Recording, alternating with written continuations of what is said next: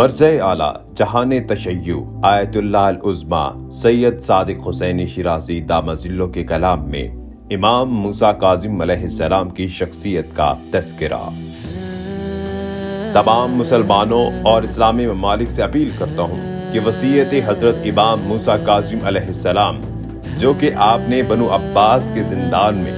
سخت ترین حالات اور وحشیانہ تشدد کے دوران فرمائی، انہیں اپنا لاہ عمل اور زندگی کا دستور عمل قرار دیں۔